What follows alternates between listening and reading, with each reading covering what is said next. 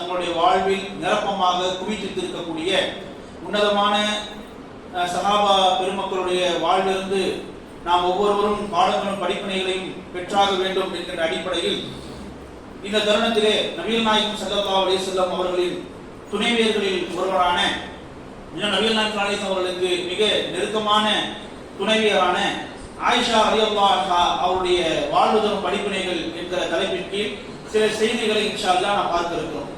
அன்பார்ந்த சகோதரர்களே சகோதரிகளே, ஆயிஷா ரலியல்லாஹு அன்ஹா அவர்களை பொறுத்தமட்டிலே நபிகள் நாயகம் ஸல்லல்லாஹு அலைஹி அவர்கள் சிறிய வயதிலேயே திருமணம் செய்திருக்கிறார்கள் என்பதை நாம் என்ன செஞ்சிருக்கிறோம் அப்படின்னா அறிந்திருக்கிறோம். ஏன் நபிகள் நாயகம் ஸல்லல்லாஹு அலைஹி அவர்கள் சிறிய வயது பெண்ணை திருமணம் செய்தார்கள் என்கிற ரீதியிலே வெளித்தரப்பில் இருந்து பிற மத சகோதரர்களிடமிருந்து ஒரு கேள்வியை பொறுத்தமட்டில் ஒரு முஸ்லிமான நாம் எதிர்கொண்டு கொண்டே வந்து கொண்டிருக்கிறோம்.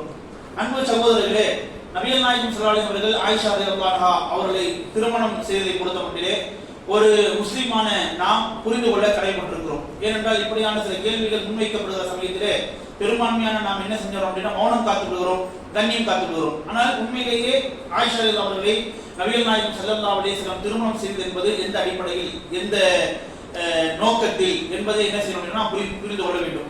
நபிகள் நாயகம் ஸல்லல்லாஹு அலைஹி வஸல்லம் அவருடைய திருமணங்களை பொறுத்தமட்டிலே எல்லா திருமணங்களுமே நபிகள் நாயகம் ஸல்லல்லாஹு அலைஹி வஸல்லம் அவர்களின் சுய தேர்வின் அடிப்படையிலேயோ சுய விருப்பத்தின் அடிப்படையிலோ கிடையாது.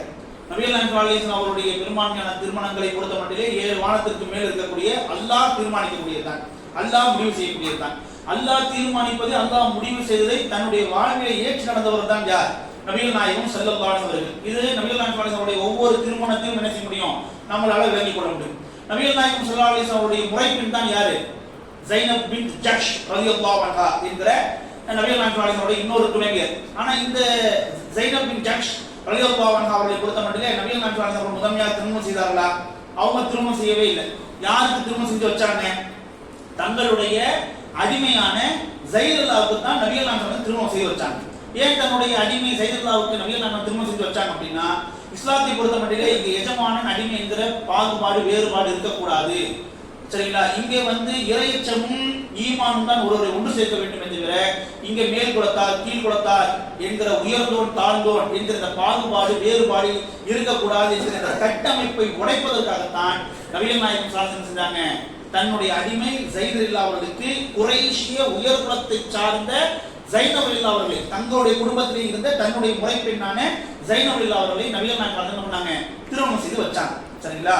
அதாவது ஒரு ஆணை பெண்ணை நாம் சேர்த்து வைத்து விடலாம், 2 பேரை செய்து திருமணம் செய்து வைத்து விடலாம். ஆனா அவருடைய மன ஒற்றுமை ஏற்பட வேண்டும் என்றால், அவருடைய மனம் இணங்கி சேர்ந்து வாழ வேண்டும் என்றால் அது யாருடைய கையில தான் இருக்குது? அல்லாஹ்வுடைய கையில தான் இருக்கு. எத்தனையோ பேர் நம்ம பையன் நல்லபடியா வாழணும், நம்முடைய பொண்ணு நல்லபடியா வாழணும்னு சொல்லிட்டு பெண் பார்க்கும் படலம் அல்லது மணமகன் பார்க்கும் படலம் என்று புறப்படுகிறோம், நிறைய செலவு செய்யறோம், நிறைய தேடுறோம். சரிங்களா? பொண்ணை மாப்பிள்ளையும் சேர்த்து வைக்கிறோம். ஆனால் இப்படியாக பல முயற்சிகளுக்கு அப்பாற்பட்டு கூட பல திருமண வாழ்க்கை தோல்வியை கவுகிறது என்றால், ஆணையும் பெண்ணையும் தான் நம்ம சேர்த்து வைக்க முடியுமே தவிர, மணமகனையும் மணமகளையும் தான் நம்ம சேர்த்து வைக்க முடியுமே தவிர, அவருடைய மனங்களை சேர்த்து வைப்பது யார் தான்? அல்லாஹ் தான். சரிங்களா? அப்போ அந்த அடிப்படையிலே ஸைனபுல்லா அவர்களையும் ஸைதுல்லா அவர்களையும் நபிகள் நாயகம் சேர்த்து வைத்தாலும் இணைத்து வைத்தாலும், திருமண பந்தத்தில் அவர்களை இணைத்து தம்பதிகளாக கணவன் மனைவியாக மாற்றமைத்தாலும், திருமணம் செய்த அந்த நாளில் இருந்தே அவர்களுக்கு என்னதான் ஒற்றுமை இல்லை, புகச்சலா தான் இருந்துச்சு, சண்டையா தான் இருந்துச்சு. சரியா? 2 பேரும் ஒத்து போகாத நிலை தான் இருந்துச்சு. அப்ப அதற்காகத்தான் ஸைதுல்லா என்ன செஞ்சாங்க? அவங்களாகவே நபிகள் நாயகம் அவர்களை அல்லாஹ்வின் தூதரே, நான் என்ன செஞ்சிடறேன், ஸைனப் அவங்கள விவாகம் செஞ்சிடறேன் அப்படின்றாங்க. நான் அவளை விவாகரத்து செஞ்சிடறேன் அப்படின்னா, அப்ப நபிகள் நாயகம் சொன்ன வார்த்தை என்ன? வேண்டாம், விவாகரத்து செய்ய வேண்டாம், நீ ஸைனபோடு பொறுமையாக அனுசரித்து நீங்க என்ன செய்யுங்க, வாழுங்க அப்படின்ற மாதிரி என்ன செய்யறாங்க அப்படின்னா, நபிகள் நாயகம் ஸல்லல்லாஹு அலைஹி அவர்கள் ஸைதுல்லா அவர்களை என்ன செய்யறாங்கன்னா ஆர்வப்படுத்துறாங்க. ஸைதுல்லா அவர்களை என்ன செய்யறாங்க அப்படின்னா பக்குவப்படுத்துறாங்க. நபிகள் நாயகம் அவர்கள் என்ன மனதுல எண்ணம் இருக்குது அப்படின்னா, நபிகள் நாயகம் அவர்களுக்கு என்ன விஷயங்கள் புலப்படுது அப்படின்னா, ஸைத் கண்டிப்பா ஸைனப் என்ன செய்வான்? ஸைனப் என்ன செய்வாரு? விவாகரத்து செய்வாரு. அந்த ஸைனபை யார் திருமணம் செய்யக்கூடிய நிலைமை வரும்? நான் திருமணம் செய்யக்கூடிய நிலைமை வரும் அப்படின்னு நபிகள் நாயகம் அவர்களுக்கு புரியுது. நாம எல்லாம் யோசிக்கிறோம், அது என்ன பிரச்சனை, அவர் விவாகரத்து பண்ணிட்டு திருமணம் செஞ்சுட்டு போக வேண்டியதானே அப்படின்ட்டு. ஆனால் பார்வை வேற விதமாக போகக்கூடிய சூழல் இருக்கு. ஏன் அப்படின்னா, நபிகள் நாயகம் அவர்கள் ஸைனபுல்லா அவர்களை யார் திருமணம் செஞ்சு வச்சாங்க? தன்னுடைய அடிமை ஸைதுல்லாவுக்கு திருமணம் செஞ்சு வச்சாங்க. ஆனா இஸ்லாம் வருவதற்கு முன்பாக இந்த ஸைத் அவர்கள் யாராக பார்க்கப்பட்டாங்க? நபிகள் நாயகனுடைய வளர்ப்பு மகனாக பார்க்கப்பட்டாங்க. இஸ்லாமுடைய வளர்ப்பு மகனாக பார்க்கப்பட்டாங்க. இஸ்லாம் வந்ததற்கு பிறகு ஸைத் இல்லாமல் இருக்கக்கூடிய இந்த பார்வை மாறிவிட்டது. ஸைத் பின் முகமது என்று அழைத்து வந்த சஹாபாக்கள் எல்லாம் ஸைத் பின் ஹாரிஸா என்று அழைத்து வந்தார்கள், அழைக்க ஆரம்பித்தார்கள். ஆனால் அந்த பார்வை யாருக்கு மாறல? குறைஷிகளுக்கு மாறல, மக்காவாசிகளுக்கு மாறல. ஒருவேளை ஸைத் தன்னுடைய மனைவியான ஸைனபை விவாகரத்து செய்தால், அந்த ஸைனபை நான் திருமணம் செய்யக்கூடிய நிலைமை வந்தால் இந்த மக்காவாசி என்ன செய்வாங்க? என்னை தூற்றுவார், தன்னை இகழ்வாக பேசுவார். அப்படிதானே? தன் மகனை போன்று வளர்த்த ஒருவனுக்கு தன்னுடைய முறை பெண்ணை திருமணம் செய்து வைப்பது போல திருமணம் செய்து வைத்து அவன் விவாகரத்து செய்ததற்கு பிறகு தன்னுடைய மகன் மனம் முடித்த பெண்ணையே இவர் திருமணம் செய்து கொண்டாரே என்று என்ன செய்வாங்க? எல்லாரும் இகழ்வாங்க. ஆனால் உண்மையிலேயே பெற்ற மகனாக இருந்தால் அவன் விவாகரத்து செய்த பெண்ணை தந்தை என்ன செய்ய முடியாது? திருமணம் செய்ய முடியாது. பெற்ற மகனாக இருந்தால் அவன் விவாகரத்து செய்த அந்த பெண்ணை தந்தை என்ன செய்ய முடியாது? திருமணம் செய்ய முடியாது. ஆனால் ஸைத் அவர்கள் விவாகரத்து செய்த பெண்ணை நபிகள் நாயகம் அவர்களால் திருமணம் செய்ய முடியுமா என்றால் திருமணம் செய்ய முடியும். ஏனென்றால் நபிகள் நாயகம் அவர்களுடைய பெற்ற மகன் யார் கிடையாது? ஸைத் கிடையாது. நபிகளுடைய வளர்ப்பு மகன் தான் யாரு? ஸைத் அவர்கள். அப்ப இந்த சட்டத்தை இந்த உலகத்துக்கு அமல்படுத்தணும். இந்த சட்டத்தை உலகத்துக்கு அமல்படுத்தணும். பெத்த மகன் விவாகரத்து செய்த பெண்ணை தான் அவனை வளர்த்த தந்தை திருமணம் செய்ய முடியாது தவிர, வளர்த்த மகன் திருமணம் செய்த ஒரு பெண்ணை அவன் விவாகரத்து செய்திருந்தால் வளர்த்த தந்தை தாராளமாக திருமணம் செய்யலாம். ஏனென்றால் பெற்ற தந்தையும் வளர்த்த தந்தையும் ஒன்றாக மாட்டார்கள் என்கிற சட்டத்தை இந்த உலகத்தில் அமல் செய்ய வேண்டும், அமல்படுத்தப்பட வேண்டும். இது அல்லாஹ்வுடைய தீர்மானம். இது அல்லாஹ்வுடைய தீர்மானம். அப்ப அந்த அடிப்படையில் ஸைனப் அவர்களை நான் திருமணம் செய்தோம் என்றால் இப்படியான உலகத்தினுடைய பேச்சுக்கும் ஏற்றுக்கும் ஆளாக வேண்டும் என்று நபிகள் நாயகம் மனசுல பயந்து தான் ஸைத் என்ன சொல்றான் அப்படின்னா, விவாதம் செய்யாது நான் சொல்லிட்டே இருக்கிறாங்க.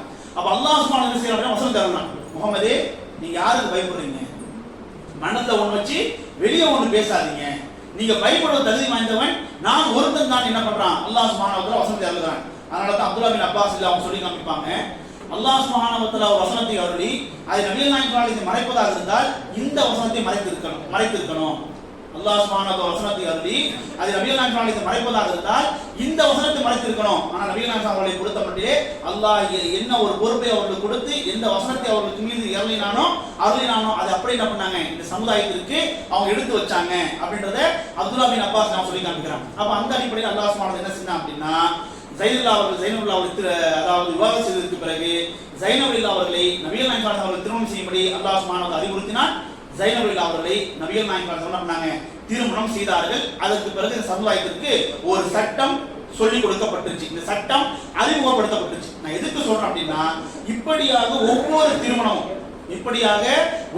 திருமணமும் 7 வானத்துக்கு மேல் இருக்கக்கூடிய அர்ஷின் மேல் இருக்கக்கூடிய அந்த வல்லல்லாஹ் சுப்ஹானஹு வ தஆலாவுடைய அறிவுறுத்தின் அடிப்படையில் தான் செய்றாங்க, நபிகள் நாயகம் திருமணம் செய்து வராங்க. அப்ப அந்த அடிப்படையில தான் ஆயிஷா ரலியல்லாஹு அவர்களை நபிகள் நாயகம் திருமணம் செய்ய வேண்டும் என்பது யாருடைய அறிவுறுத்தல்?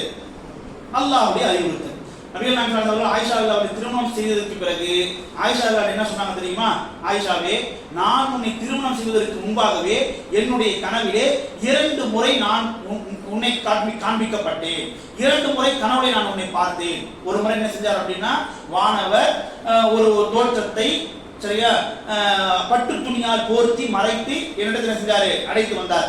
நான் அந்த துணியை விளக்கும்படி சொன்னேன். அப்ப அந்த பட்டு துணியை விளக்கினார்கள். அங்கே உள்ள இருந்தது யார் தான்? அங்க உள்ள இருந்தது நீதான். நீதான் அங்கே இருந்த என்று என்ன பண்றாங்க? நபிகள் நாயகம் சொல்றாங்க. இதே போன்று சில காலங்கள் கழித்து எனக்கு மீண்டும் ஒரு கனவு வந்துச்சு. அந்த கனவிலையும் இப்படியான ஒரு உருவத்தை பட்டு துணி போர்த்தி என்ன செஞ்சாங்க அப்படின்னா ஒரு வானவர் இடத்தை கொண்டு வந்தார். நான் அந்த துணியை விளக்கும்படி சொன்னேன். துணி விளக்கப்பட்டுச்சு. அங்கே இருந்தது யார் தான்? நீதான் இருந்த. என்ன சொல்றாங்க? நபிகள் நாயகம் அவர்கள் ஆயிஷா அவர்களை திருமணம் செய்வதற்கு முன்பாகவே தன்னுடைய கனவில் ஆயிஷா அவர்களை தான் நபிகள் நாயகம் அவர்கள் திருமணம் செய்வார் என்று 2 முறை என்ன செய்யப்பட்டிருக்கு? அல்லாஹ்வின் தூதருடைய கனவுல காட்டப்பட்டிருக்கு. நபிகள் நாயகனுடைய கனவு என்பது நம்மளை போன்ற சாதாரண கனவா? அது வஹியா? அது வஹியினுடைய ஒரு வகை. அப்ப நபிகள் நாயகனுடைய கனவிலே அல்லாஹ் சுப்ஹானஹு வ தஆலா ஆயிஷா அவர்களை திருமணம் செய்தாக வேண்டும் என்று சொல்லியிருக்கிறான். அல்லாஹ் சுப்ஹானஹு வ தஆலா அறிவுறுத்தியிருக்கிறார். அந்த அறிவுறுத்தலின் அடிப்படையில் என்ன பண்ணாங்க? நபிகள் நாயகம் அவர்கள் ஆயிஷா ரலியல்லாஹு அன்ஹா திருமணம் செய்தார்கள். இன்னொன்று என்ன அப்படின்னா, அன்றைய காலத்தில் சிறு வயது பெண்களை திருமணம் செய்வது என்பது வழமையில் உள்ளது.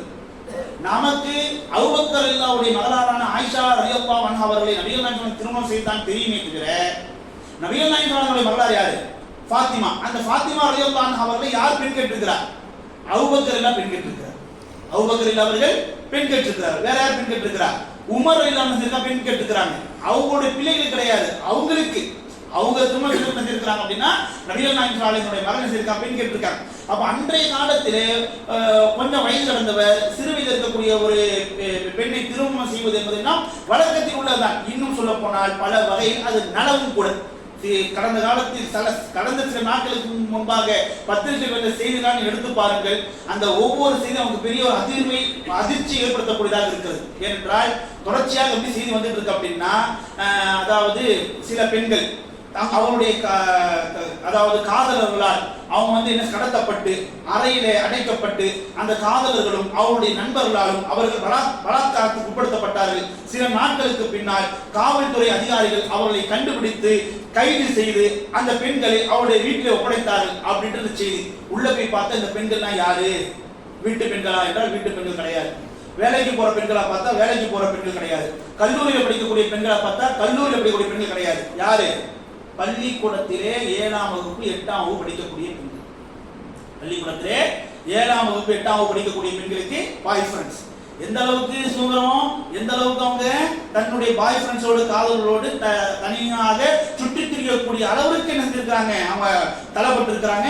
அதனுடைய பெரும் விளைவுகள், பெரும் பாதிப்புகளை இன்னைக்கு சமூகம் செஞ்சுட்டு இருக்குது, பார்த்துட்டு தான் வருது. அப்போ நம்மளுடைய நோக்கம் இந்த டாபிக்ல போயிட்டு விழாவரியா பேசுவது கிடையாது. அன்றைய காலத்தை பொறுத்த மட்டும் சின்ன பிள்ளைகளை நல்ல என்னென்ன அதாவது கௌரவத்தோடு இருக்கக்கூடிய சிறப்போடு இருக்கக்கூடிய மிக தகுதி மிக்க ஒரு நபருக்கு திருமணம் செய்து கொடுப்பது என்பது வழக்கத்தில் உள்ளதான். அதையும் தாண்டி நபிகள் நாயகம் அவர்கள் ஆயிஷா ரலியல்லாஹு அன்ஹா அவர்களை திருமணம் செய்ய வேண்டும் என்பது அல்லாஹ் சுப்ஹானஹு வ தஆலாவுடைய அறிவுறுத்தல். ஏன் அப்படின்னா அதுக்கு பல ஹிக்மத் இருக்குது, பல அதாவது நுட்பங்கள் இருக்குது. ஏன் அப்படின்னா நபிகள் நாயகம் ஸல்லல்லாஹு அலைஹி வஸல்லம் அவர்களிடம் இருந்து இந்த மார்க்கத்தை அருகாமையில் இருந்து கற்று இந்த உலகத்திற்கு கற்பிக்கிற ஒரு ஆசிரியையாக என்ன செய்யப்பட்டாங்க அப்படின்னா ஆயிஷா அல்லாஹ் தேர்வு செய்யப்பட்டாங்க. நபிகள் நாயகம் ஸல்லல்லாஹு அலைஹி வஸல்லம் அவர்களோட ஆயிஷா அல்லாஹ் வாழ்ந்த வாழ்க்கை ரொம்ப குறுகிய வாழ்க்கை தான். நபிகள் நாயகம் ஸல்லல்லாஹு அலைஹி மௌத்தா போகிறவங்க ஆயிஷா ரலியல்லாஹு அன்ஹா வயசு எத்தனை வயசு கேட்டீங்கன்னா 18 வயசு. எத்தனை வயசு? 18 வயசு.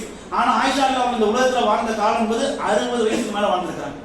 60 வயசுக்கு மேல வாழ்ந்திருக்காங்க. 40 வருடங்களுக்கு மேலாக இந்த உம்மத்தினுடைய மிகப்பெரிய ஒரு மார்க்க கல்வியை போதிக்கிற ஒரு ஆசிரியராக தள்ளப்பட்டிருக்கிறாங்க. சுருக்க சொல்ல வேண்டும் என்றால் ஹதீஸ்களை நமக்கு அதிகமாக அறிவித்த சஹாபி பெண்களில் முதன்மையானவங்க யாரு? ஆயிஷா ரலியல்லாஹு அன்ஹா. அவங்க மூலமாக இந்த மார்க்கம் நம்மளை சேர வேண்டும், அவர்கள் இந்த மார்க்கம் நம்மளை சேருவதற்கு ஒரு வழியாக இருக்க வேண்டும் என்று இருக்கிறான். அல்லாஹ் சுப்ஹானஹு வ தஆலா ஏற்படுத்தி இருக்கிறார். இது அல்லாஹ்வுடைய ஹிக்மத்தில் உள்ளது. நான் இப்படி மார்க்க புரிதல், மார்க்க அறிவு இல்லாதவர்களை போன்ற நம்ம கேள்வி கூடாது. 18 வயசோட வாழ்க்கை முடிஞ்சு போச்சு அப்படின்னா அவங்க வாழ வேண்டிய வாழ்க்கை அவங்க வாழலையே, சில பேர் தோணுதா இல்லையா? அவங்க வாழ வேண்டிய வாழ்க்கை வாழலையே அப்படின்னு தோணுதா இல்லையா? நாளை மறுமை நாளை நபி சாஹிப் மனைவி யாரு? ஆயிஷா ரலியல்லாஹு அன்ஹா.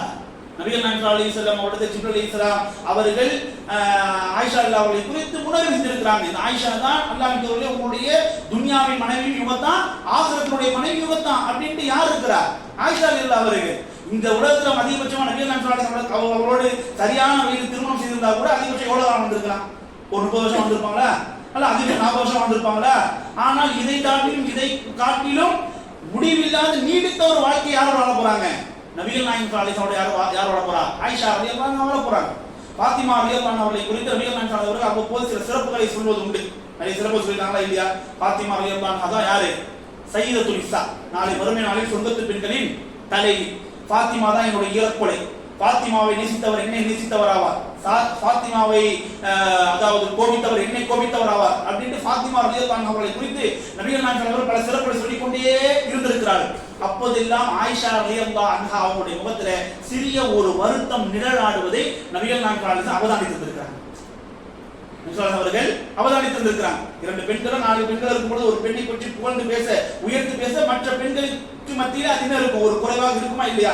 ஆண்களுக்கு மத்தியிலும் இருக்கும். அவர் பெரிய அளவில் வெளிப்படுத்தாவிட்டாலும் பெண்களுடைய முகபாவனை அது இலக்கான செய்யணும், அதை காண்பித்து கொடுத்து விடும். அப்போ ஃபாத்திமா ரலியல்லாஹு அன்ஹாவுடைய முகத்திலே அந்த நிழலாடுவதை பார்த்த நபிகள் நாயகம் ஸல்லல்லாஹு அலைஹி வஸல்லம் ஆயிஷா ரலியல்லாஹுடைய முகத்திலே இப்படிப்பட்ட அந்த குறை, ஒரு வருத்தம் நிழலாடுவதை பார்த்த நபிகள் நாயகம் ஸல்லல்லாஹு அலைஹி வஸல்லம் ஆயிஷா ரலியல்லாஹு அன்ஹாவை பார்த்து கேட்கிறாங்க, யா ஆயிஷா அம்மா தவ்தி, ஆயிஷாவே நீதான் எனக்கு இந்த துன்யாவிலே மனைவியாகவும் அதே போன்ற நாளை மறுமை நாளில் சொர்க்கத்திலே நீதான் என்னுடைய மனைவியாகவும் இருப்பது உனக்கு மேலானதாக இல்லையா? நாளை மறுமை நாளில் சொர்க்கத்துல நீ என்னுடைய மனைவியாக இருக்க போறது உனக்கு மேலானதாக இல்லையா, இதை விட மேலானது என்னது இருக்குது என்ற ரீதியிலே ஆயிஷா ரலியல்லாஹு அன்ஹா அவர்களை பார்த்து இருக்காங்க. நபிகள் நாயகம் சொல்லியிருக்காங்க. நான் எதுக்கு சொல்றேன் அப்படின்னா, ஆயிஷா ரலியல்லாஹு அன்ஹா தான் நாளை மறுமை நாளிலே நபிகள் நாயகம் ஸல்லல்லாஹு அலைஹி வஸல்லம் அவருடைய மனைவியாக நீண்ட நெடிய காலம் முடிவில்லாத அந்த தொடர்ச்சியான வாழ்க்கையினுடைய துணைவியாக செய்ய போறாங்க, இருக்க போறாங்க. அதனால ஆயிஷா ரலியல்லாஹு அன்ஹா சார்ந்து என்ன எல்லாம் கேள்விகளை எழுப்புகிறார்களோ, என்னவெல்லாம் சந்தேகங்களை எழுப்புகிறார்களோ அவைகள் எல்லாம் ஆதாரமற்றது, அடிப்படையற்றது என்ன செய்யணும் என்பதை நாம் உணர்ந்து கொள்ள வேண்டும். ஆயிஷா ரலியல்லாஹு அன்ஹா அவர்களை நபிகள் நாயகம் ஸல்லல்லாஹு அலைஹி வஸல்லம் அவர்கள் ஒரு சிறிய வயதிலே திருமணம் செய்ததனுடைய விளைவால் இந்த சமூகம் பெற்ற நலன்கள் என்ன? நபிகள் நாயகம் ஸல்லல்லாஹு அலைஹி வஸல்லம் அவர்களை பொறுத்தமட்டில் ஆயிஷா ரலியல்லாஹு அன்ஹா அவர்களை தவிர்த்து மற்ற எல்லா பெண்களுமே இப்படிப்பட்ட பெண்கள் தான், திருமணமான பெண்கள், கணவனை இழந்தவர்கள், விதவைகள், போர்க்களத்தவருடைய கணவர்கள் கொல்லப்பட்டவர்கள், அப்படிப்பட்ட பெண்களை தான் நபிகள் நாயகம் ஸல்லல்லாஹு அலைஹி வஸல்லம் ஆயிஷா ரலியல்லாஹு அன்ஹா அவர்களை தவிர்த்து மற்ற எல்லா பெண்களும் திருமணம் செய்திருக்கிறாங்க. ஆயிஷா ரலியல்லாஹு அன்ஹா அவர்கள் மாத்திரம் தான் கன்னிப்பெண். ஆயிஷா ரலியல்லாஹு அன்ஹா மாத்திரம் தான் கன்னிப்பெண். அப்படிப்பட்ட ஆயிஷா ரலியல்லாஹு அவர்களை கன்னிப்பெண்ணாக சிறு வயதிலே நபிகள் நாயகம் ஸல்லல்லாஹு அலைஹி வஸல்லம் திருமணம் முடித்ததின் விளைவாக இந்த உம்மத்து பெற்ற பலன் என்ன? அம்ர் பின் ஆஸ் ரலியல்லாஹு அன்ஹு அவர்கள் அறிவிக்கிறாங்க. அம்ர் பின் ஆஸ் ரலியல்லாஹு அன்ஹு அவர்கள் கரெக்ட்டா ஹிஜ்ரி 8ஆம் வருடம், ஹிஜ்ரி 8ஆம் வருடம் அம்ர் பின் ஆஸ் என்ன செய்றாங்க அப்படின்னா இஸ்லாத்தை ஏற்கிறாங்க. இஸ்லாத்தை ஏற்ற அம்ர் பின் ஆஸ் ரலியல்லாஹு அன்ஹு என்ன செய்றாங்க அப்படின்னா நபிகள் நாயகம் ஸல்லல்லாஹு அலைஹி வஸல்லம் வராங்க, வந்து சொல்றாங்க, அதாவது நபிகள் நாயகம் ஸல்லல்லாஹு அலைஹி வஸல்லம் அவர்களை பொறுத்தமட்டிலே அவங்க எப்படி மக்களிடத்தை பழகுவாங்க என்றால், ஒவ்வொருத்தரும் எப்படி நினைப்பார் என்றால், நபிகள் நாயகம் அவர்கள் என்னிடத்தில் தான் ரொம்ப நெருக்கமா இருக்கிறாங்க, நபிகள் நாயகம் அவர்கள் என்னிடத்தில் தான் ரொம்ப அந்நியமா இருக்கிறாங்க, நபிகள் நாயகம் அவர்கள் என்னைத்தான் அதிகமாக நேசிக்கிறாங்க என்று ஒவ்வொருவரும் எண்ணக்கூடிய அளவிற்கு நபிகள் நாயகம் அவர்கள் எல்லாரிடத்திலும் பாகுபாடு இல்லாமல் வித்தியாசம் இல்லாமல் என்ன செய்வாங்க, ரொம்ப நெருக்கமா பழகுவாங்க.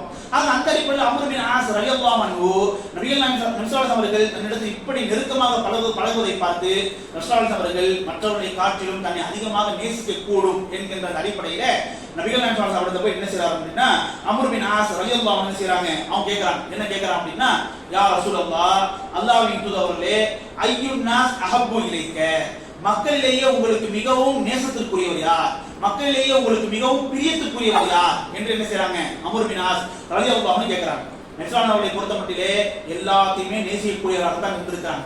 எல்லாருமே நபிகள் நாயகம் ஸல்லல்லாஹு அலைஹி வஸல்லம் இடத்திலே நேசத்துக்குரியவராக தான் இருந்திருக்கிறாங்க. ஆனா இப்படி ஒரு கேள்வி கேட்டா, எப்படி மக்களிலேயே நீங்கள் அதிகமா நேசிக்கக்கூடிய நபர் யார் அப்படின்னு ஒரு கேள்வி கேட்டா அதற்குண்டான பதிலை சொல்லித்தான் ஆகும். அதற்குண்டான பதிலை நபிகள் நாயகம் சொல்லுகிற பொழுது இந்த மக்களிலேயே அல்லாஹ்வின் தூதர் ஸல்லல்லாஹு அலைஹி வஸல்லம் அதிகமாக நேசிக்கக்கூடிய நபராக யார் சொன்னாங்க? ஆயிஷா. அபூபக்கர் சிர்ரிஜா, ஆண்களிலே அபூபக்கர், ஆண்களிலே அபூபக்கர். மக்களிலேயே நான் அதிகமாக நேசிக்கக்கூடிய யார், மக்களிலேயே அதிகமாக நேசிக்கக்கூடிய நபர் யார் என்கிற ஒரு கேள்வி இருக்கும் என்றால் அந்த முதன்மையான கேள்விக்கு முதன்மையான பதில் என்னதான்? ஆயிஷா. ஆயிஷாவை தான் அதிகமாக நேசிக்க பண்றாங்க நபிகள் நாயகம் ஸல்லல்லாஹு அலைஹி வஸல்லம் சொல்லி இருக்காங்க.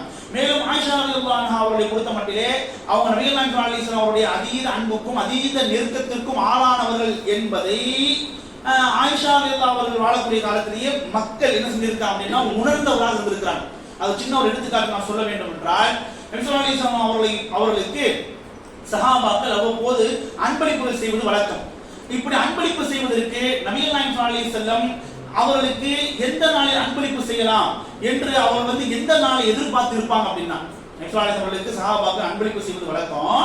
ரசூலுல்லாஹி அவர்களுக்கு அன்பளிப்பு செய்வதற்காக அவங்க என்ன செய்வாங்க அப்படின்னா ஒரு நாளை எதிர்பார்ப்பாங்க. எந்த நாளை எதிர்பார்ப்பாங்க?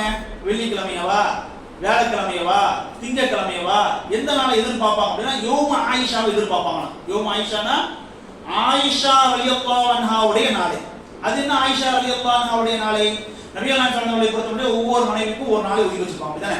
மனைவிமார்கள் மத்தியில் நீதமாக நடக்க வேண்டும் என்கிற காரணத்தினால், அவர்களுக்கு மத்தியில் பாகுபாடு வித்தியாசம் காட்டக்கூடாது என்கிற காரணத்தினால் ஒவ்வொரு மனைவிக்கும் ஒரு நாள் என்ன செய்வாங்க, நபிகள் நாயகம் ஒதுக்கி வச்சிருப்பாங்க.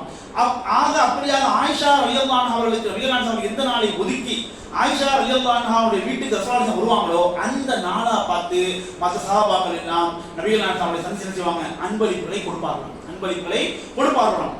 இது மற்ற மனைவிமார்களுக்கு மத்தியிலே ஒரு வருத்தத்தை ஏற்படுத்துச்சு, ஒரு வருத்தத்தை ஏற்படுத்துச்சு. எல்லாரும் ஆயிஷா ரலியல்லாஹுடைய நாள் வரும் போது ஆயிஷாவோட வீட்டுக்கு போய் ரசூலுல்லாஹி அவர்களுக்கு அன்பளிப்பு கொடுக்குறாங்களே, ரசூலுல்லாஹி நம்முடைய வீட்டில் இருக்கும் பொழுது யாரும் வரது இல்லையே, அப்படியான அன்பளிப்புகளை யாரும் கொடுக்கறது இல்லையே அப்படின்ற ஒரு வருத்தம் மற்ற மனைவிமார்களுக்கு உள்ளத்துல இருந்துச்சு.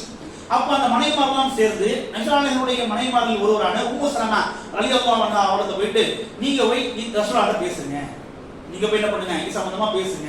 எல்லாரும் ஆயிஷா ரலியல்லாஹு நாள்ல தான் ஆயிஷா ரலியல்லாஹு வீட்டுக்கு போயிட்டு ரசூலுல்லாஹி அன்பளிப்பு முன்னிறுத்துறாங்க. நம்மளுடைய வீடுகளிலும் தான் ரசூலுல்லாஹி வந்து இருக்கிறாங்க, நம்மளுடைய நாட்களிலும் தான் ரசூலுல்லாஹி நம்மளோடு இருக்கிறாங்க. அப்ப யாரும் வரது இல்லையே, இது வந்து நமக்கு மத்தியில ஒரு அனிதமா இருக்குது, இது ஒரு நியாயமா இல்லையே, இதை போய் ரசூலுல்லாஹி நீங்க சொல்லுங்க அப்படின்ட்டு உம்மு சலமா ரலியல்லாஹு அன்ஹா அவர்களை மத்த மனைவிமார்கள் என்ன செய்யறாங்க அப்படின்னா பேசி அனுப்புறாங்க. அப்ப உம்மு சலமா ரலியல்லாஹு அன்ஹா வந்து என்ன செய்யறாங்க அப்படின்னா ரசூலுல்லாஹி நம்மகிட்ட வந்து இது சம்பந்தமா பேசுறாங்க. அல்லாஹ்வின் தூதரே, இப்படியாக மற்ற மனைவிமாருக்கு மத்தியில இப்படி ஒரு வருத்தம் இருக்குது, ஒரு குறை இருக்குது.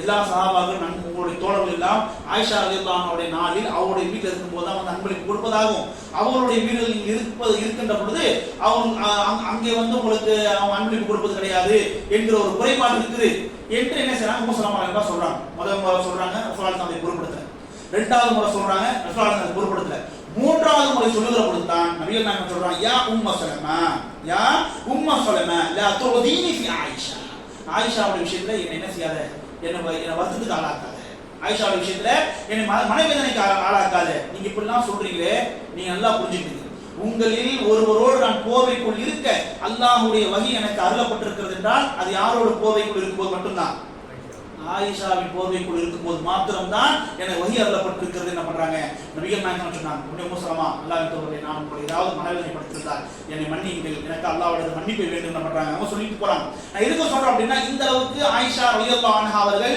நபிகள் நாயகம் அலைஹிஸ்ஸலாம் அவர்களிடத்துல மிக நெருக்கத்துக்குரியவர்கள், மிக அன்புக்குரியவர்கள் என்பது என்ன செய்ய முடியுது, புரிய முடிகிறது. இதனுடைய பல நாள் கிடைத்தது என்ன அப்படின்னா, இந்த உம்மத்துக்கு கிடைத்தது என்ன அப்படின்னா பெரும் மார்க்க கல்வி. சரிங்களா, உர்வத் பின் சுபைர், அதாவது நபி ஆயிஷா ரலியல்லாஹு அன்ஹா அவருடைய சகோதரியின் மகனா உர்வத் பின் சுபைர் ரலியல்லாஹு அன்ஹு என்ன பண்றாங்க, அவங்க சொல்றாங்க, என்ன சொல்றாங்க அப்படின்னா, ما رأيت أحدا من الناس أعلم بالقرآن ولا بفريضة ولا بحلال وحرام ولا بشعر ولا بحديث العرب ولا نسب من عائشة رضي الله عنها.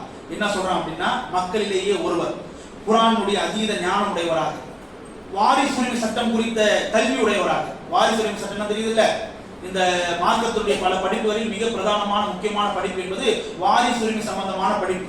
5 வருஷம் மதரசால ஓதினவர்கள், 7 வருஷம் படித்த ஆலிமானவர்கள் கூட ஒரு பாடத்திலே தடுமாறுவார்கள் என்றால் அது இந்த பாடம், இந்த வாரிசுரிமை பாடம். சரிங்களா, திடீர்னு ஒருத்தர் வந்து ஒரு சட்டத்தை வந்து கேட்கிறாரு, ஆலிம் சார் இந்த மாதிரி பாப்பா இறந்துட்டாங்க, அவங்களுக்கு வந்து 3 ஆம்பளை பிள்ளைங்க 2 பொம்பளை பிள்ளைங்க, அவருக்கு 2 அண்ணன் இருக்கிறாங்க, ஒரு அக்கா இருக்கிறாங்க அப்படின்ட்டு இந்த மாதிரியான ஒரு பட்டியலை கொண்டு வந்து நிறுத்தி யார் யாருக்கு எவ்வளவு பங்கு அப்படின்னு சொல்லும் பொழுது டக்குன்னு என்ன செஞ்சுருவாரு, தடுமாறிடுவார். டக்குன்னு என்ன செஞ்சிருவாரு, தடுமாறிடுவார். ஏன்னா இது வந்து மிக முக்கியமான ஒரு பாடம். சரிங்களா, அப்போ உர்வத் பின் சுபைர் சொல்றாங்க, வாரிசுரிமை சட்டம் சம்பந்தமான கல்வியில் தேர்ச்சி பெற்றவராக, அதே போன்று மார்க்கத்தினுடைய ஹலால் ஹராம் குறித்த கல்வியில் தேர்ச்சி பெற்றவராக, வலா பிஷிர், மேலும் சொல்றாங்க கவி குறித்து, கவிதை இருக்குதா இல்லையா, கவிதையிலும் தேர்ச்சி பெற்றவராக, வலா பி ஹதீஸில் அரபு, அரபியனுடைய வரலாறு குறித்து, அரபியர்களின் வரலாறு குறித்த ஒரு கல்வியிலும், வலா நஸப், நஸப் என்றால் பாரம்பரிய கல்வி, பாரம்பரிய கல்வினா புரியுதா, இன்னாருடைய மகனார் இன்னார், இன்னாருடைய மகனார் இன்னார், இன்னாருடைய மகனார் என்று அந்த வம்சாவளியினுடைய தொடர்ச்சி. உதாரணமாக நபிகள் நாயகம் ஸல்லல்லாஹு அலைஹி வஸல்லம் அவருடைய வரலாறு சிந்தை சம்பந்தமான எந்த ஒரு புக்கை நாம் எடுத்து பார்த்தாலும், அது ரஹீமுல் மக்தூமா இருக்கட்டும், வேற எந்த ஒரு புக்காக இருக்கட்டும், நபிகள் நாயகம் ஸல்லல்லாஹு அலைஹி வஸல்லமுடைய பெயரை நாம் படிப்பதாக முன்வந்தோம் என்றால் எடுத்து அவனுடைய பேரை படிச்ச முடியாது, எடுத்து அவனுடைய பேரை படிச்ச முடியாது. கிட்டத்தட்ட 25 தலைமுறைகளுக்கு பின்னால் தான் அவருடைய பேர் வரும். ரசூலுல்லாஹ்வுடைய வாப்பா யார், அவங்களுடைய வாப்பா யார், அவங்களுடைய வாப்பா யார், அவங்களுடைய வாப்பா யார், கிட்டத்தட்ட இஸ்மாயில் அலைஹிஸ்ஸலாம் வரைக்கும் என்ன செய்யும், அந்த தொடர்ச்சி போகும். இப்படியாக அந்த வம்சாவளியை பேணி பாதுகாக்கக்கூடியது என்பது அவங்களுடைய காலத்துல பிரதானமான ஒரு கல்வி, பிரதானமான ஒரு கல்வி. உர்வத் பின் சுபைர் சொல்றார், இப்படி அத்தனை கல்விகளிலும் தேர்ச்சி பெற்ற ஒரு நபரை நாங்கள் காண்பதாக இருந்தால் அது யார் தான், ஆயிஷா. ஆயிஷா அவர்களை பொறுத்தப்பட்ட ஒரு கல்வி கிடங்கு, அவங்க ஒரு கல்வி கடல், அவங்க ஒரு கல்வி சுரங்கம். அப்படிப்பட்ட ஆயிஷா ரலியல்லாஹு அன்ஹா, சரிங்களா, இன்னும் அவங்களை குறித்து சொல்வதாக இருந்தால் அபூ மூஸா அல்-அஷ்அரி ரலியல்லாஹு அன்ஹு சொல்லி காண்பிக்கிறாங்க, மா அஷ்கல் அலைனா அஸ்ஹாபு ரசூலுல்லாஹி அலைஹி வஸல்லம் ஹதீஸுன் கத், எங்களுக்கு ஹதீஸ் சம்பந்தமான ஏதாவது சிக்கல் வந்தால் புரிவதிலே, அது எப்படி புரிகிறது, அவருடைய சட்டம் என்ன என்கிற தெளிவிலே எங்களுக்கு ஒரு பிரச்சனை வந்தால் நாங்கள் யாரைத்தான் நாடுவோம், ஆயிஷா ரலியல்லாஹு அன்ஹா அவளை தான் நாடுவோம். அவர்களிடத்தில் சென்றால் இல்லா வஜன்னா இந்தஹா மின் இல்மா, அவங்க என்ன செய்வாங்க, அதிலிருந்து நாங்கள் புரியாத அறியாத ஒரு கல்வியை எங்களுக்கு என்ன செய்வாங்க, அவங்க சொல்லிக் கொடுப்பாங்க. ஓ, இந்த ஹதீஸ் இப்படி விளங்கணுமா, இதனுடைய அர்த்தம் இதுவா, இதனுடைய பொருள் இதுவா, இதை இப்படி புரியணுமா என்று ஆயிஷா ரலியல்லாஹு அன்ஹா போனா எங்களுக்கு ஒரு கல்வி புலப்படும். இப்படிப்பட்ட ஒரு ஒரு ஒரு கல்வியின் ஒரு வழியாக இருந்திருக்கிறான் அப்படின்னா ஆயிஷாவை வழங்கியிருக்கிறாங்க. இன்னும் ஆயிஷாவோட சிறப்பு குறித்து சொல்ல வேண்டும் என்றால் சொல்லிக்கிட்டே போகலாம். அந்த அளவுக்கு ஆயிஷாவோட சிறப்பு இருக்கு. இன்னைக்கு ஆயிஷாவோட சிறப்பு குறித்து பார்ப்பதோட நோக்கம் இல்லை. இவ்வளவு சிறப்புகளை தன்னகத்தை கொண்டிருந்த அந்த ஆயிஷா ரலியல்லாஹு அன்ஹா அவங்களுடைய வாழ்க்கையில ஒரு என்ன சொல்றது, ஒரு இடியாக, ஒரு பூகம்பமாக, இன்னும் எதை கொண்டு சொன்னாலும் ஈடாகாத அளவிற்கு ஒரு ஒரு பெரும் ஒரு சோதனை அவருடைய வாழ்க்கையில் செஞ்சு ஏற்பட்டது. அந்த சோதனை ஏற்பட்ட சமயத்தில் அந்த ஆயிஷா ரலியல்லாஹு அவர்கள் அதை எப்படி அணுகினார்கள், அதை எப்படி எதிர்கொண்டார்கள் என்பதைத்தான் நாம் என்ன செய்யணும், படிப்பினையாக பண்ணணும். என்பதைத்தான் நாம் படிப்பினையாக பண்ணணும். நாமெல்லாம் நினைச்சிருக்கோம் ஆயிஷா ரலியல்லாஹு அவர்கள் 6 வயசுல ரசூலுல்லாஹி ஸல்லல்லாஹு அலைஹி வஸல்லம் திருமண ஒப்பந்தம் செய்தார்கள். 9 வயசுல தங்களுடைய வீட்டில் அடைத்துக் கொண்டார்கள். 18 வயசு வரைக்கும் ஆயிஷா ரலியல்லாஹு அவர்கள் நபிகள் நாயகம் வாழ்ந்தார்கள். நம்மளுடைய பார்வையில் வயது குறைவானவர்கள். நாம் நினைப்பது போல எந்த அளவு உங்களுக்கு பெரிய அனுபவம் இருந்திருக்கும், எந்த அளவுக்கு பெரிய பக்குவம் இருந்திருக்கும் அப்படின்னு நினைச்சுட்டே இருக்குமா இல்லையா? இங்க பெரிய அனுபவசாலிகள் கூட, பெரிய வயதானவர்கள் கூட இல்லாத அந்த பக்குவம், அவர்களிடத்தில் இல்லாத அந்த அணுகுமுறை ஆயிஷா ரலியல்லாஹு அன்ஹா நிறம் இருந்திருக்கிறது என்பதை ஆயிஷாவுடைய வாழ்வை காணுகிற பொழுது நம்மால் புரிய முடியும். அதற்கு இந்த ஒரு சம்பவம் மிகப்பெரிய ஒரு எடுத்துக்காட்டாக இருக்கிறது. உதாரணத்திற்கு சரியாக ஹிஜ்ரி 6ஆம் வருடம் பனு முஸ்தலக் என்கிற ஒரு போர் என்ன செய்யுது அப்படின்னா நடைபெறுகிறது. போரின் போது நபிகள் நாயகம் ஸல்லல்லாஹு அலைஹி வஸல்லம் என்ன செய்வாங்க அப்படின்னா தன்னோடு யாராவது ஒரு மனைவி துணைக்கு அழைத்து செல்வாங்க. அப்படி அழைத்து செல்லக்கூடிய சமயத்தில் கூட தான் தனிப்பட்ட ரீதியில் விரும்பி தேர்வு செய்து செய்ய மாட்டாங்க அப்படின்னா அழைத்து செல்ல மாட்டாங்க. நீதமாக நடக்க வேண்டும் என்கிற அடிப்படையில மனைமாருடைய பேரை எல்லாம் எழுதி போட்டு அந்த பேரிலிருந்து யாருடைய பேர் வருகிறதோ அவர்களை தான் என்ன செய்வாங்க, தங்களோட அழைத்து செல்வாங்க. அப்ப அந்த அடிப்படையில் இந்த பனு முஸ்தலக்கில் போகும்போது தன்னுடைய மனைமாருடைய பேரை எல்லாம் செய்யறாங்க, எழுதி போடுறாங்க. யாருடைய பேர் வருது, ஆயிஷா ரலியல்லாஹு பேர் வருது. அப்ப ஆயிஷா ரலியல்லாஹு என்ன செய்யறாங்க அப்படின்னா தங்களோடு அழைத்து செல்றாங்க. அப்ப அன்றைய காலத்துல பெண்கள் போகக்கூடிய அந்த முறைமை என்ன அப்படின்னா இந்த கேரவான், அதாவது பல்லக்கில தான் போறக்கூடிய வழக்கம். பல்லக்கில் என்ன செய்வாங்க, அவங்க இருப்பாங்க. அந்த பல்லக்கிலோட என்ன செய்வாங்க, அவங்க வாகனம் தேர்ச்சப்படுவாங்க.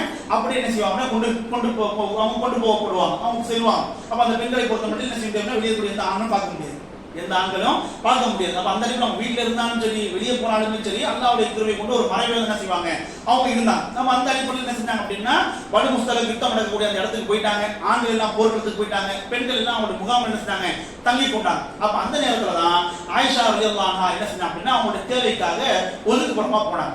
ஒதுக்குப்புறமா போயிட்டு அவங்களுடைய தேவையை என்ன செஞ்சிட்டாங்க அப்படின்னா அவங்க நிவர்த்தி செஞ்சுக்கிட்டு தங்களுடைய இருப்பிடத்துக்கு வந்துட்டாங்க. வந்த அந்த நேரம் போர் முடித்த ஆண்கள் எல்லாம் திரும்பி மதீனாவை நோக்கி புறப்பட்டு செல்வதற்காக, திரும்பி செல்வதற்காக என்ன செய்யறாங்க, அவங்க வாகனத்தை எல்லாம் தயார் செய்து கொண்டிருக்காங்க. அப்ப ஆயிஷா ரலியல்லாஹு வந்து என்ன செய்யறாங்க அப்படின்னா அவங்களுடைய பல்லக்கில் போய் என்ன அமர்ந்தாங்க. அவங்க பல்லக்கில் போய் அமர்ந்ததை பார்த்துக்கிட்டாங்க. ஆயிஷா ரலியல்லாஹு பல்லக்கில் வந்து அமர்ந்ததை என்ன செஞ்சாங்க அப்படின்னா பார்த்துட்டாங்க. சரிங்களா? பல்லக்கில் அமர்ந்த ஆயிஷா ரலியல்லாஹு என்ன செய்யறாங்க அப்படின்னா தங்களுடைய நெஞ்சை கழுத்தை தொட்டு பார்க்கறாங்க. அவங்க அணிந்து வந்த அந்த கழுத்து மாலை என்ன ஆயிடுச்சுன்னா மிஸ் ஆயிடுச்சு. கழுத்து மாலை என்ன ஆயிடுச்சு அப்படின்னா மிஸ் ஆயிடுச்சு. அப்போ ஒதுக்குப்புறமா போன அந்த இடத்துல மிஸ் ஆயிருக்கும், உடனே போய் எடுத்து வந்துடலாம் அப்படின்னு அடிப்படையில் ஆயிஷா என்ன பண்றாங்க அப்படின்னா டக்குன்னு என்ன செய்யறாங்க, இறங்கி அவங்க போன இடத்துக்கு போயிட்டு உடனே எடுத்து வந்துடலான்னு போனவங்க அது எங்கே விழுந்தது என்று தேடி பார்க்கறது நேரம் என்ன ஆயிடுச்சு அப்படின்னா கடந்து போயிடுச்சு. இவங்க பல்லக்கிலிருந்து திரும்பி போனதை அந்த பல்லக்கு சுமப்பவர்கள் பார்க்கவே இல்லை. பல்லக்கு சுமப்பவர்கள் செய்ய பார்க்கவே இல்லை. அவங்க என்ன செஞ்சாங்க அப்படின்னா பல்லக்கில் ஆயிஷா ரலியல்லாஹு இருக்கிறாங்க அப்படின்னு நினைச்சு அந்த பல்லக்கு என்ன பண்ணாங்க, சுமந்து வாகனத்துக்கு மேல வச்சுட்டாங்க. நாம நினைக்கலாம் அப்ப பல்லக்கில் இருக்கிறதையும் இல்லாததையும் அவங்களால வந்து புரிஞ்சுக்க முடியாதா? இல்லைன்னா இல்லை வெயிட் லெஸ்ஸாக தானே இருக்கும், வெயிட் ரொம்ப குறைவாக தான் இருக்கும், அது உங்களுக்கு புரிஞ்சுக்க முடியாது அப்படின்னா அன்றைய காலத்தில் பொதுவாக பெண்களே எப்படி இருந்திருப்பாங்க அப்படின்னா ரொம்ப சதை பிடிக்காதவர்களுக்கு, பெரிய அளவு சதை பிடிக்காதவர்களுக்கு ஒல்லியான ஒரு நிலைமை இருந்திருக்கிறாங்க. ஆயிஷா ரலியல்லாஹு அவர்களை பொறுத்தவரையில் இன்னும் இருந்திருக்காங்க, ஒல்லியாக இருந்திருக்கிறாங்க.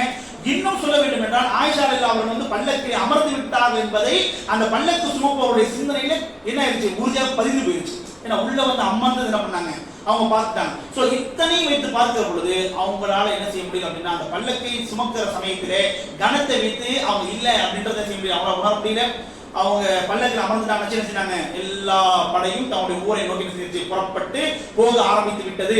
மாலையை தேடி சென்ற ஆயிஷா அவர்கள் மாலையை கண்டுகொண்டு திரும்பி வந்து பார்த்தார், அங்க ஒரு ஈ காக்காவும் இல்லை. இங்க என்ன இல்லை, ஈ காக்காவும் இல்லை. அவ எல்லாரும் போயிட்டாங்க.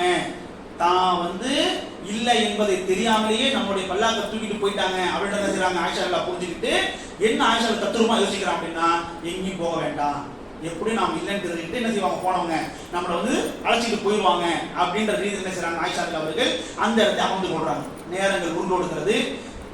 அவர் ஒரு கட்டத்தை என்ன ஆகுதுன்னா கண் அமர்ந்து என்ன செய்யறாங்க, அவனை அறியாமலேயே தூங்கி விடுகிறார். சரிங்களா?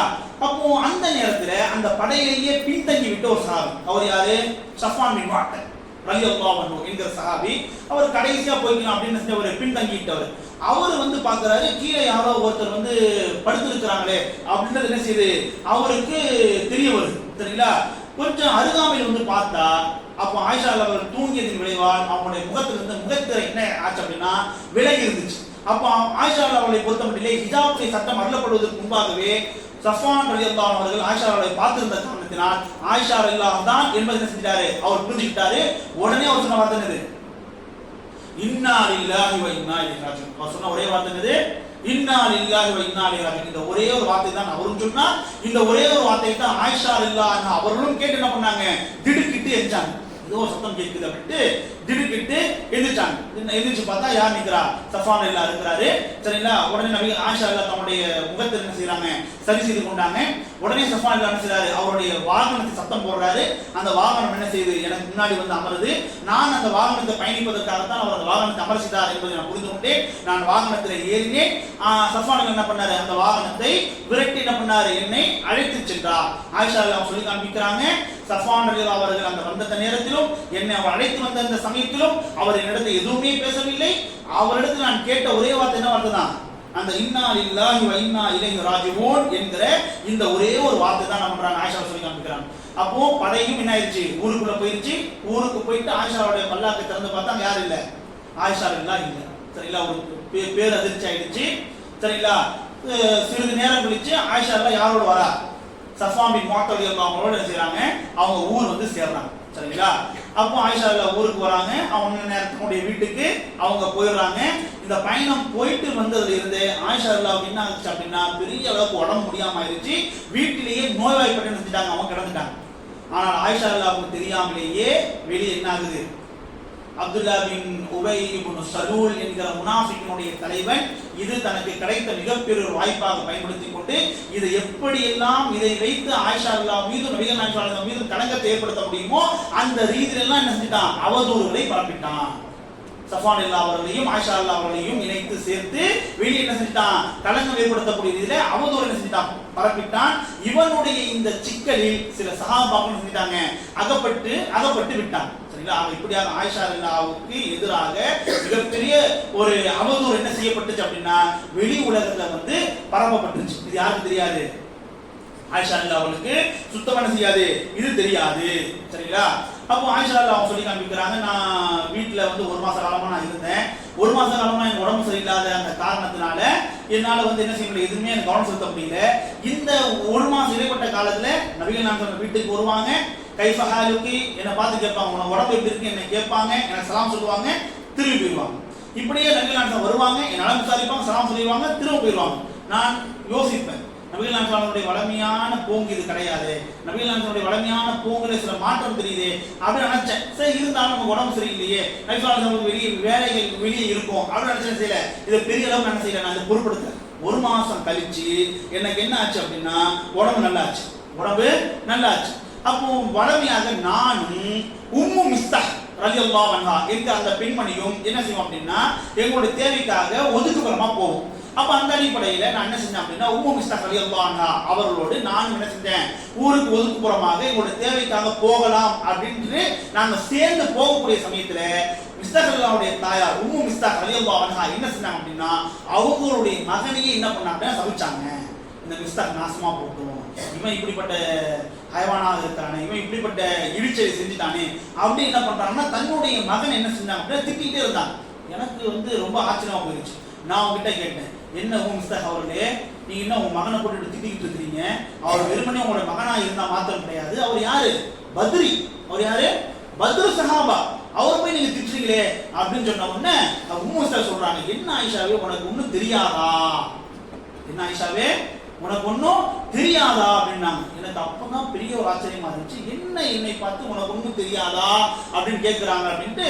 அப்ப நான் கேட்டேன், என்ன எனக்கு தெரியணும், எனக்கு என்ன தெரியணும் அப்படின்னு கேட்ட பொழுது அப்ப அவங்க சொன்னாங்க. அப்பதான் என்ன பண்றாங்க, இப்படி என்னையும் இந்த சஃப்வான் பின் முஅத்தல் ரலியல்லாஹு அன்ஹு அவர்களையும் இணைத்து வெளியே அவதூறாக பேசியிருக்கிற செய்தி என்னாச்சு, அப்போது அவங்க சொல்லிதான் என்ன செய்யும் எனக்கு தெரியும். இதை கேட்ட உடனேயே எனக்கு குணமான நோய் ரெட்டிப்பாயிடுச்சு. எனக்கு குணமான அந்த நோய் என்ன ஆயிடுச்சு, ரெட்டிப்பாயிருச்சு. வீட்டுக்கு வந்து நான் என்ன செஞ்சிட்டேன் அப்படின்னா அப்படியே நான் முடங்கி விட்டேன். மீண்டும் என்ன பண்ணாங்க, நபிகள் நாயகம் அவர்கள் அன்றைய தினம் என்கிட்ட வந்தாங்க. அப்போ நான் அவங்கள்ட்ட கேட்டேன், அல்லாஹ்வின் தூதர்களே, நான் எங்க அம்மா அப்பாவை பார்க்கணும். நான் என்ன செய்யணும், எங்க அம்மா அப்பாவை நான் பார்க்கணும். நான் என்னுடைய வீட்டுக்கு நான் போகணும். எனக்கு நீங்க அனுமதி கொடுங்க அப்படின்னு என்ன பண்ணேன். நான் நபிகள் நாயகம் அவர்களை கேட்டேன். நபிகள் நாயகம் அவர்கள் என்ன பண்ணாங்க, எனக்கு அனுமதி கொடுத்தாங்க. நான் என்ன பண்ணேன், நேரா என்னுடைய வீட்டுக்கு நான் போனேன். அப்படின்னு என்ன பண்றாங்க, ஆயிஷா ரலியல்லாஹு அன்ஹா என்ன பண்றாங்க சொல்லி காமிக்கிறாங்க. நேரா வீட்டுக்கு போன உடனே ஆயிஷா ரலியல்லாஹு அன்ஹா என்ன செய்யறாங்க அப்படின்னா தன்னுடைய தாயை பார்த்து கேட்கறாங்க, யா உம்மத்தா, என்னுடைய தாயே, என்னை பத்தி வெளியே என்ன பேசுறாங்க, அப்படின்னு என்ன செஞ்சேன், என்னுடைய தாயிட்ட கேட்டேன். அப்போ என்னுடைய தாய், நான் வந்து மனவேதனைப்பட்டு விடக்கூடாது, நான் வந்து நொடிஞ்சு போயிடக்கூடாது அப்படின்றதுக்காக எனக்கு எப்படி சொன்னாங்க அப்படின்னா, ஒரு மனிதருக்கு பல மனைவிகள் இருக்க, அதுல ஒரு மனைவி நல்ல அழகாக இருக்க, அந்த மனைவியோட அந்த கணவன் நெருக்கமாக இருந்தால் அவளை குறித்து மற்றவர்கள் இப்படித்தான் பேசுவார்கள். அவளை குறித்து மற்றவர்கள் இப்படிதான் ஏதாவது செய்வாங்க, பொல்லாவு பேசுவாங்க என்று ஜாலமாலையாக சொன்ன உடனே என்னை இந்த மாதிரி வெளியே வந்து அவதூறாக பேசினாங்க அப்படின்றது என்ன ஆயிடுச்சு, எனக்கு ஊர்ஜிதம் ஆயிடுச்சு. அன்றைய இரவு எல்லாம் என்ன செஞ்சேன் அப்படின்னா என்னுடைய படுக்கையில படுத்து நான் அழுது கொண்டே இருந்தேன்.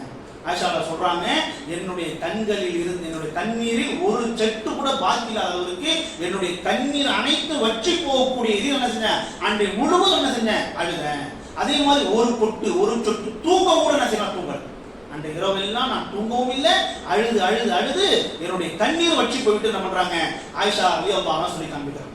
அடுத்த நாள் பகலாகுது. இத்தனை நாள் நபிகள் நாயகம் அவர்கள் இந்த செய்தி நம்முடைய மனைவிக்கு தெரியாம இருந்தாங்க, மறைச்சு வச்சிருந்தாங்க. வாய்ப்பு இருந்தா சொல்லியிருக்கலாம், வாய்ப்பு இருந்தா நபிகள் நாயகம் அவங்க என்ன பண்ணியிருக்காங்க, அதை வந்து சொல்லியிருக்கலாம். அதை சொல்லி தன்னுடைய மனைவிக்கு எந்த விதமான ஒரு மனக்கோணல் ஏற்பட்டு விடக்கூடாது, அவ கவலைக்கு ஆகிவிடக்கூடாது என்ன பண்ணாங்க, நபிகள் நாயகம் அவர்கள் இத்தனை நாள் என்ன பண்ணாங்க, அதை மறைத்து வைத்திருந்தாங்க. ஆனா இப்பொழுது என்ன ஆயிடுச்சு, அந்த மனைவிக்கு தெரிந்து விட்டது என்பதை ரசூலுல்லாஹ் புரிஞ்சுட்டாங்க. ஏன், வீட்டுக்கு போன ஆயிஷா திரும்ப வரல, அவங்க வீட்டிலே இருந்துக்கிட்டா ஆயிஷாவுக்கு தெரிஞ்சு போச்சு அப்படின்னு செஞ்சாங்க, நபிகள் நாயகம் புரிஞ்சுக்கிட்டாங்க. அப்போ இந்த நேரத்தில் நபிகள் நாயகம் ஸல்லல்லாஹு அலைஹி வஸல்லம் அல்லாஹ்வின் தூதர் ஸல்லல்லாஹு அலைஹி வஸல்லம் அல்லாஹ்விடத்தில் வந்து கிட்டத்தட்ட ஒரு மாசம் இது குறித்து வஹி எதிர்பார்த்து காத்துக்கிட்டே இருந்தாங்க. ரசூலுல்லாஹி அவர்கள் தனிச்சையாக ஏதாவது பண்ண முடியுமா, ரசூலுல்லாஹி அவர்களால் தனிச்சையாக எதுவுமே பண்ண முடியாது. அல்லாஹ்வின் புறத்திலிருந்து என்ன அறிவுறுத்தல் வருகிறதோ அதன் அடிப்படையில் நடக்கக்கூடிய, அதை பின்பற்றக்கூடிய வழியை தவிர, அந்த வாய்ப்பை தவிர வேற எந்த வாய்ப்பும் கிடையாது. சுயமா எதுவும் சொல்ல முடியுமா, இதுவே சொல்ல முடியாது. சுயமா ஒரே ஒரு முறை சொன்னார். என்ன சொன்னார், எனக்கு தேன் ஹராம் சொன்னார். அல்லாஹ் விட்டானா, சொன்னாலும் இல்லையா, சுயமா ஒரே ஒரு முறை என்ன பண்ணா, ஒரு கோபத்துல எனக்கு தேன் ஹராம்னு சொல்லிட்டாங்க.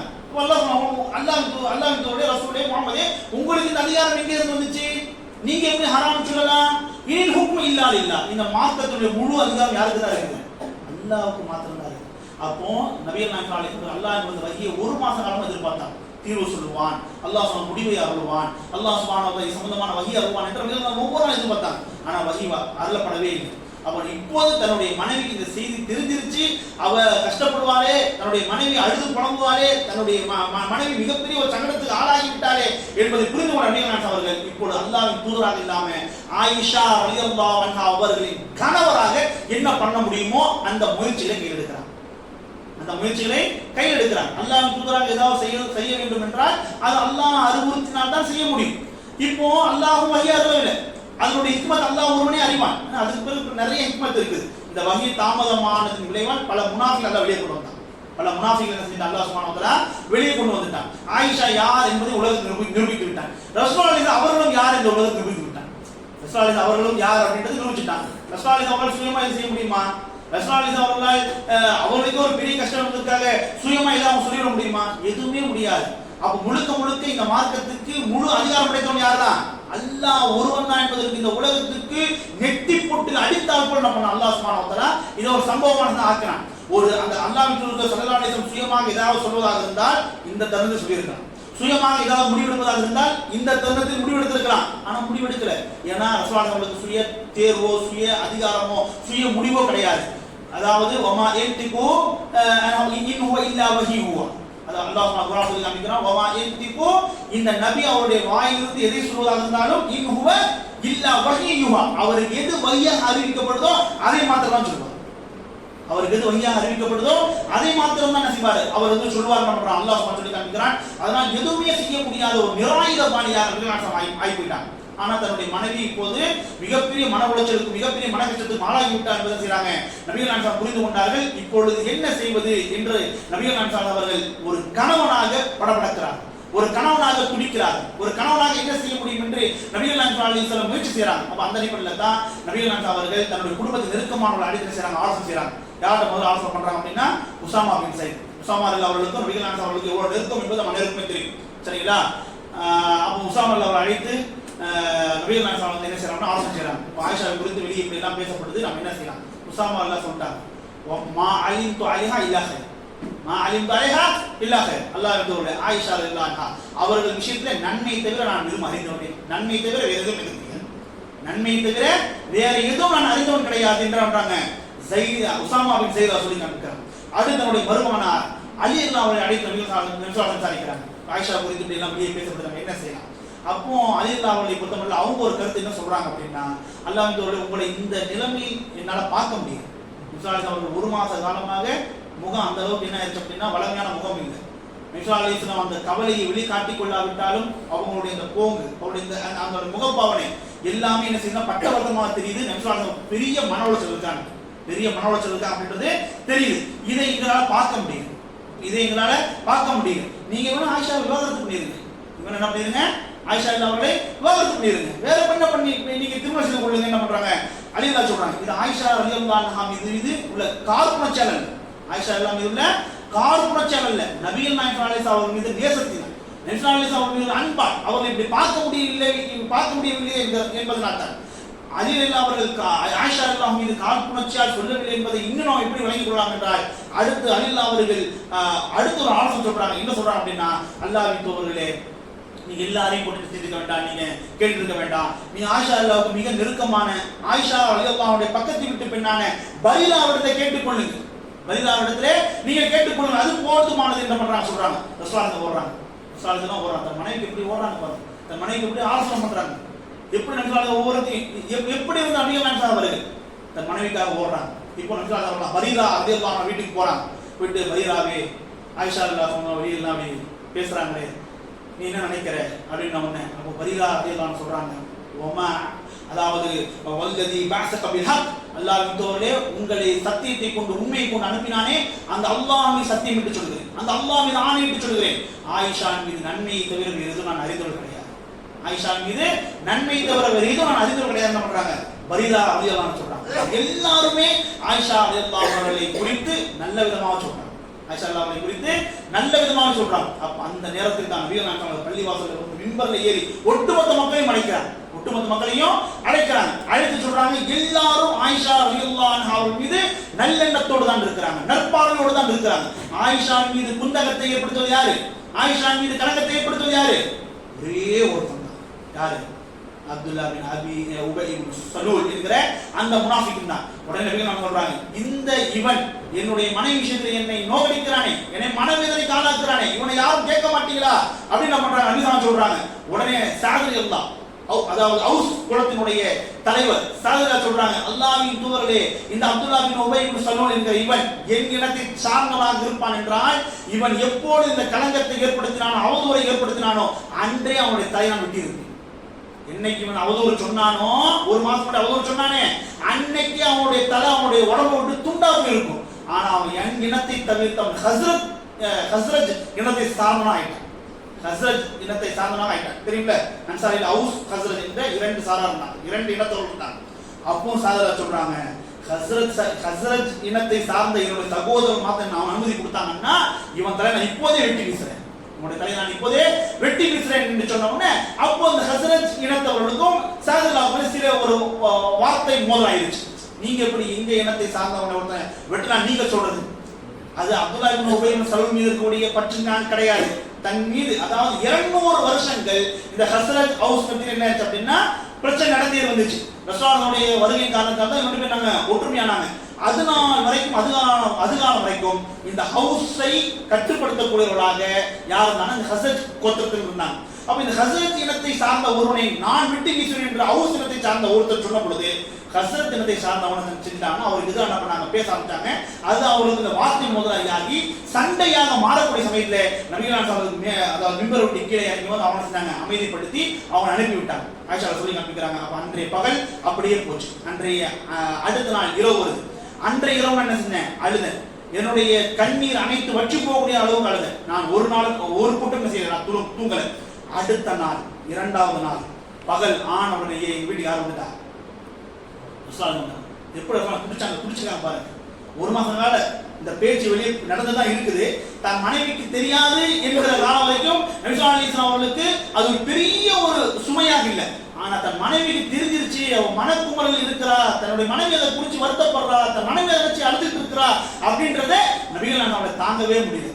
தெரிஞ்ச அந்த நொடி பொழுது இருந்து நபிகள் நாயகம் அப்படின்னா வருத்தப்பட ஆரம்பிச்சாங்க. நபி ஸல்லல்லாஹு அலைஹி வஸல்லம் என்ன ஆச்சு அப்படின்னா அதை நினைச்சு கஷ்டப்பட ஆரம்பிச்சாங்க.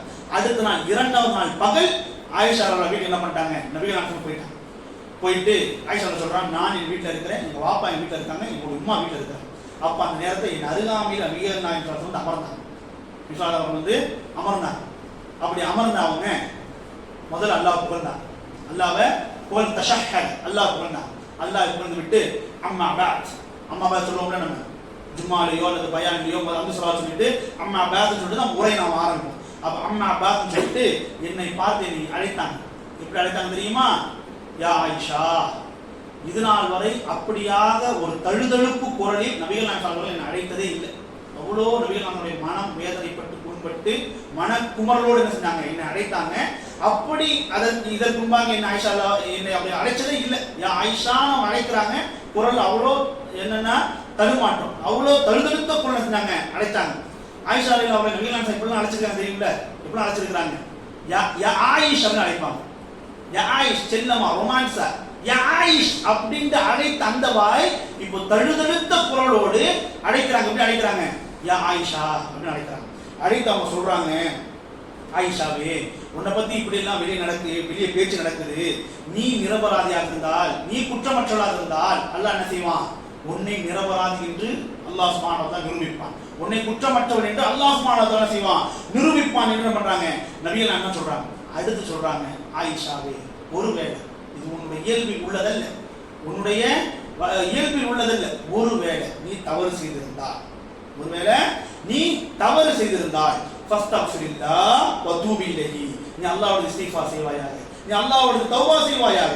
ஒரு அடியான் தன்னுடைய தவறை ஒத்துக்கொண்டு அல்லாஹ்வுடைய தௌபா செய்தால் அந்த தௌபா அல்லாஹ் என்ன செய்வான்? ஏற்றுக்கொள்வான் என்று என்ன பண்ணாங்க? அப்போது சொல்லப்பட்ட அந்த வார்த்தை ஆயிஷா ரலியல்லாஹு அன்ஹா அவர்களுக்கானது மாத்திரமல்ல, அது யாருக்கானது?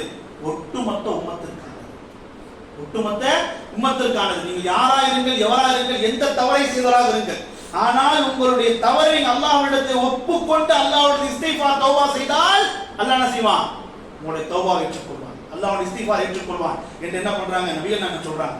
அப்ப அந்த நேரத்தில் ஆயிஷா ரலியல்லாஹு அன்ஹா ஒரு தவறும் செய்யாத ஆயிஷா, ஒரு தவறும் செய்யாத ஆயிஷா.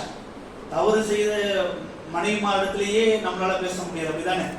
தவறு செய்யாத மனைவிடத்துல தவறு செஞ்சதாக ஒரு கணவன் சொல்லிட்டானா அவன் நிலைமை என்ன ஆகும்? முடியுமா? நம்முடைய மனைவிமாரை நம்ம எதிர்கொள்ள முடியுமா? சமாளிக்க முடியுமா? நம்முடைய மனைவி ஒரு தவறு செய்யல, தவறு செஞ்சுட்டதாகவோ நம்ம சந்தேகப்பட்டு நம்ம சொல்லிட்டோம் என்றால் மனைவி நம்மளை சும்மா விட்டுருவாங்களா? ஒரு ஆடிட மாட்டாங்க. ஆயிஷா ரலியல்லாஹு அன்ஹா இருக்கக்கூடிய மனைவிமாரிலேயே பெண்களிலேயே மிகவும் எப்படிப்பட்டவங்க? ரோஷக்காரி. தெரியும் அப்படிதானே? ஆயிஷாவோட வீட்டுல நபிகள் நாயகம் சொல்றது யௌம் ஆயிஷா. ஆயிஷாவோட வீட்டுல நபிகள் நாயகம் இருக்கும் பொழுது இன்னொரு மனைவி எடுத்தது வந்துருச்சு, உணவு வந்துருச்சு. எனக்கு அல்லாஹ்வுக்கு நாலேஜ் கொடுக்கிறது ஒரு நாள் தான், எனக்கு அல்லாஹ்வுக்கு நாலேஜ் கொடுக்கிறது ஒரு நாள் தான், வாரத்துல ஒரு நாள் தான். அதுல என் கணவரை நான் உபசரிக்க மாட்டேன். நான் எவ்வளவு ஆசையோடு அவளுக்கு உணவை நான் படைச்சு வச்சிருக்கிறேன், செஞ்சு வச்சிருக்கிறேன், இப்போ யாரு கொடுத்து வருதுன்னு அந்த உணவை என்ன பண்ணாங்க? தட்டி வீசினாங்க. அப்படிப்பட்ட ரோஷக்காரி ஆயிஷா இல்ல. எந்த தவறும் செய்யாம இருக்கக்கூடிய அந்த ஆயிஷா இடத்துல நபிகள் நாயகம் கேட்ட பொழுது ஆயிஷா ரலியல்லாஹு அன்ஹா தன்னுடைய தந்தையை பார்த்து சொல்றாங்க, என்னுடைய தந்தையே, என்னை பார்த்து நபிகள் நாயகம் இப்படி ஒரு வார்த்தை கேட்கிறாங்களே, நீங்க பொய் சொல்ல மாட்டீங்களா, நீங்க பொய் சொல்ல மாட்டீங்களான்னு கேட்கிறாங்க. ஆயிஷா இல்ல பிறக்கிறதுக்கு முன்னாடியே ரசூலுல்லாஹி அபூபக்கர் யாரு நண்பர், நபி ஆவறதுக்கு முன்னாடியே ரசூலுல்லாஹி அபூபக்கர் யாரு நண்பர்.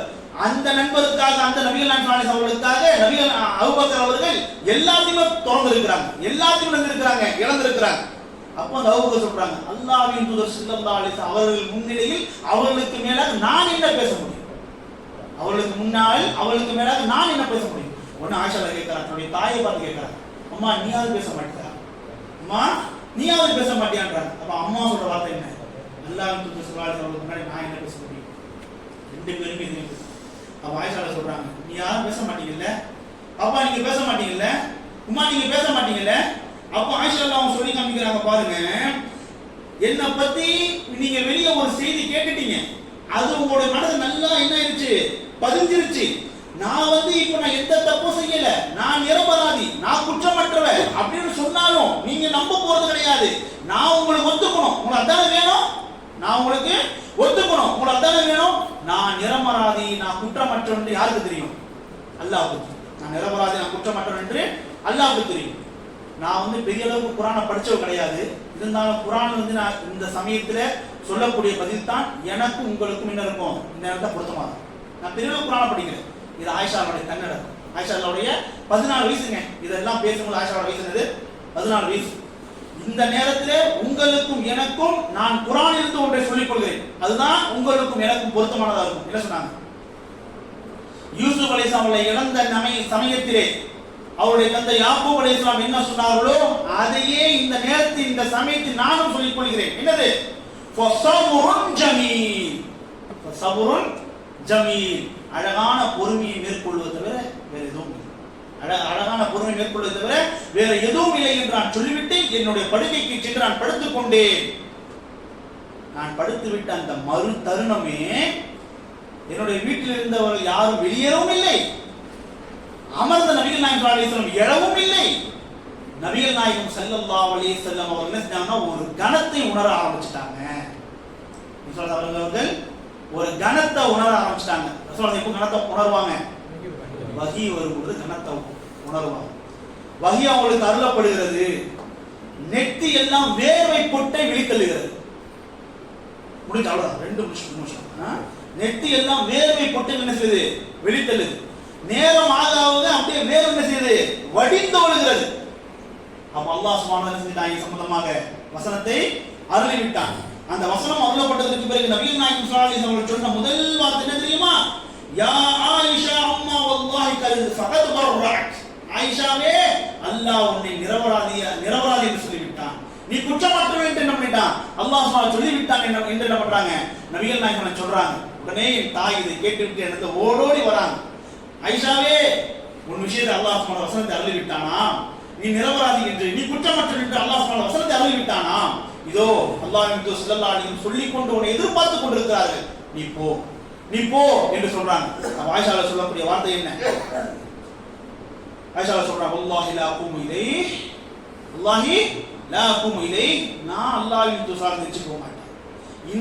இந்த தருணத்தில் இந்த சமயத்தில் நான் புகழ்வதாக இருந்தால் நான் யாரை தான் புகழ்வேன், அல்லாஹ் ஒருவனை தான் நான் புகழ்வேன். லா அஹ்மது இல்லல்லாஹ், அல்லாஹ்வை தவிர யாரை நான் புகழ மாட்டேன்னு பண்றாங்க. ஆயிஷா சொல்லி காண்பிக்கிறாங்க, ஆயிஷா அவர்கள் நிரபராதி, குற்றமற்றவர்கள். ஆயிஷா சொல்லி காண்பிக்கிறாங்க, என் விஷயத்தில் அல்லாஹ் சுப்ஹானஹு வ தஆலா நான் நிரபராதி என்று இந்த உலகத்துக்கு பறைச்சாற்றுவான் என்று எனக்கு தெரியும். ஆனா நான் அது எப்படி பறைச்சாற்றுவான் நினைச்சேன் அப்படின்னா, நபி ஸல்லல்லாஹு அலைஹி வஸல்லம் அவர்களுக்கு மனசுல போடுவான், வானவர் சொல்லுவாங்க தான் நினைச்சேன். ஆனா அல்லாஹ் சுப்ஹானஹு என்ன செஞ்சிட்டான், குர்ஆனிலேயே வசனமாவே செஞ்சிட்டான், அருளி விட்டான்னு பண்றாங்க.